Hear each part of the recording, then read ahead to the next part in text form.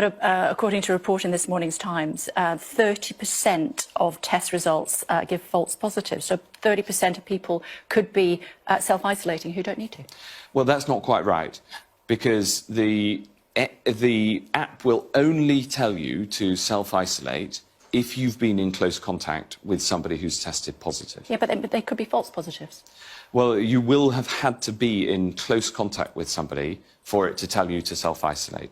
So there is the question of how long you've been in that close contact is something where we're constantly improving the accuracy.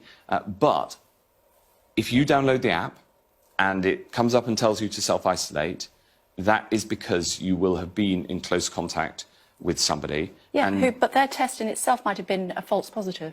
No, only if the tests that we have an incredibly high specificity. So this article in the Times this morning is wrong? Well, the question is, how close do you have to be for how long?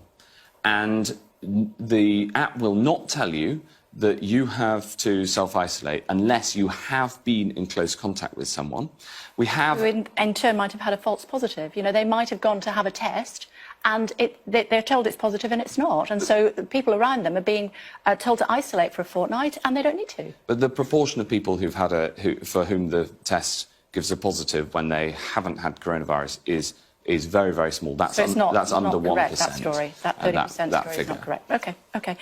The challenge is that the false positive rate is very high. So only 7% of tests will be successful in identifying those that actually have the virus. So the truth is, you can't just rely on that. And in fairness, I don't think those advocating it think that you can. False positive rate is very high. False positive rate is very high. So only 7% of tests will be successful in identifying those that actually have the virus.